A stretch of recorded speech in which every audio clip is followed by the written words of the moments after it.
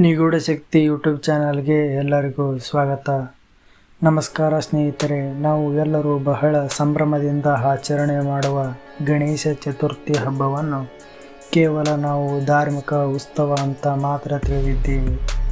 ಆದರೆ ಈ ಹಬ್ಬವು ಭಾರತದ ಸ್ವತಂತ್ರ ಹೋರಾಟದ ಒಂದು ಪ್ರಮುಖ ಆಯುಧ ಆಗಿ ಬಳಕೆಯಾದದ್ದು ನಿಮಗೆ ಗೊತ್ತಾ? ಇದಕ್ಕೆ ಕಾರಣರಾದವರು ಯಾರು, ಈ ಹಬ್ಬ ಹೇಗೆ ಆಚರಣೆಗೆ ಬಂತು ಎಂಬ ಈ ಎಲ್ಲ ಗೊಂದಲಗಳಿಗೆ ಈ ವಿಡಿಯೋದಲ್ಲಿ ತಿಳಿಯೋಣ. ನಮ್ಮ ಮಹಾನ್ ಸ್ವತಂತ್ರ ಹೋರಾಟಗಾರ ಮತ್ತು ಸ್ವರಾಜ್ಯ ನನ್ನ ಜನ್ಮಸಿದ್ಧ ಹಕ್ಕು, ನಾನು ಅದನ್ನು ಪಡೆದುಕೊಳ್ಳುತ್ತೇನೆ.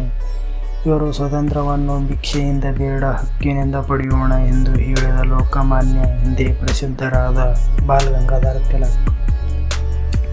ಇಂದು ಅವರು ಈ ಹಬ್ಬವನ್ನು ಸಾರ್ವಜನಿಕವಾಗಿ ಹೇಗೆ ಪ್ರಾರಂಭಿಸಿದರು ಎಂಬುದನ್ನು ತಿಳಿಯೋಣ. ಸ್ನೇಹಿತರೆ, ಹಳೆಯ ಕಾಲದಲ್ಲಿ ಗಣೇಶ ಚತುರ್ಥಿ ಹಬ್ಬವು ಕೇವಲ ಮನೆಗಳಲ್ಲಿ ಮಾತ್ರ ಶಾಂತವಾಗಿ ಆಚರಣೆ ಮಾಡುತ್ತಿದ್ದರು. ಜನರು ತಮ್ಮ ಮನೆಯೊಳಗೆ ಮಣ್ಣಿನ ಗಣೇಶ ಮೂರ್ತಿಯನ್ನು ಮಾಡಿ ಇಟ್ಟು ಕುಟುಂಬದ ಎಲ್ಲ ಸದಸ್ಯರು ಸೇರಿ ಪೂಜೆ ಮಾಡಿ ಸಣ್ಣ ಮಟ್ಟದಲ್ಲಿ ಆಚರಣೆ ಮಾಡುತ್ತಿದ್ದರು. ಹಬ್ಬಕ್ಕೆ ಯಾವುದೇ ರೀತಿಯ ಸಾಮಾಜಿಕ ಮತ್ತು ರಾಜಕೀಯ ಮಹತ್ವವಿರಲಿಲ್ಲ.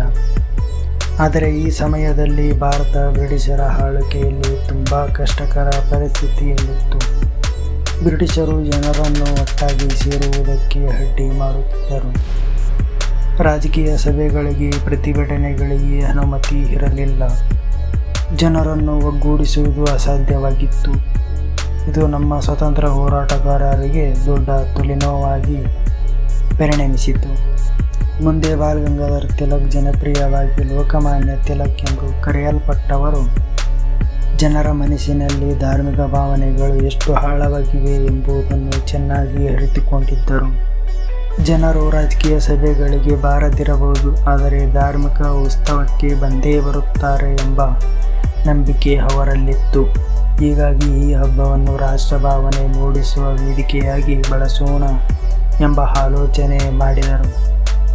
ತಿಲಕ್ರವರು ಧರ್ಮವನ್ನು ರಾಜಕೀಯ ಜಾಗೃತಿಯ ಸಾಧನವಾಗಿ ಬಳಸುವ ತಂತ್ರ ರೂಪಿಸಿದರು. ಹೀಗಾಗಿ ಅವರು 1893ರಲ್ಲಿ ಪುಣೆಯಲ್ಲಿ ಮೊದಲ ಸಾರ್ವಜನಿಕ ಗಣೇಶೋತ್ಸವವನ್ನು ಪ್ರಾರಂಭಿಸಿದರು. ಮುಂದೆ ತಿಲಕ್ರವರು ಈ ಹಬ್ಬವನ್ನು ದೊಡ್ಡ ಮಟ್ಟದಲ್ಲಿ ಆಚರಿಸಲು ಹಲವು ಹೊಸ ವಿಧಾನಗಳನ್ನು ಪರಿಚಯಿಸತೊಡಗಿದರು.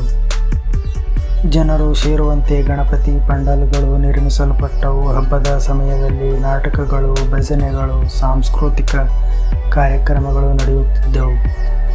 ಭಾಷಣಗಳು ಮತ್ತು ಚರ್ಚೆಗಳ ಮೂಲಕ ಸಮಾಜದಲ್ಲಿ ಜಾಗೃತಿ ಮೂಡಿಸಲಾಯಿತು.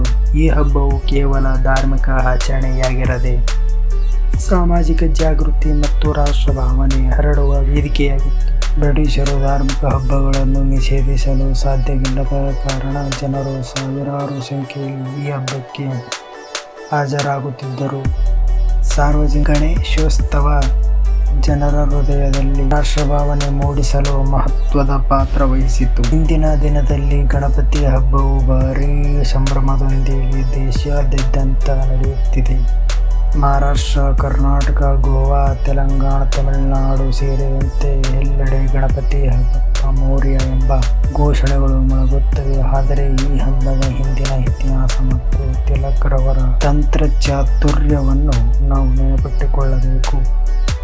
ತಿಲಕರು ಈ ಹಬ್ಬವನ್ನು ಪ್ರಾರಂಭಿಸಲು ಮುಖ್ಯ ಕಾರಣ ಜನರಲ್ಲಿ ರಾಷ್ಟ್ರಭಾವನೆ ಮೂಡಿಸಲು ಮತ್ತು ಬ್ರಿಟಿಷರ ನಿಷೇಧಗಳನ್ನು ಮೀರಿ ಜನರನ್ನು ಒಟ್ಟುಗೂಡಿಸಲು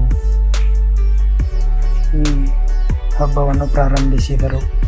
ಹೀಗಾಗಿ ಸ್ನೇಹಿತರೆ, ಲೋಕಮಾನ್ಯ ಬಾಲ್ ಗಂಗಾಧರ ತಿಲಕ್ರವರು 1893ರಲ್ಲಿ ಸಾರ್ವಜನಿಕ ಗಣೇಶೋತ್ಸವವನ್ನು ಪ್ರಾರಂಭಿಸಿದರು.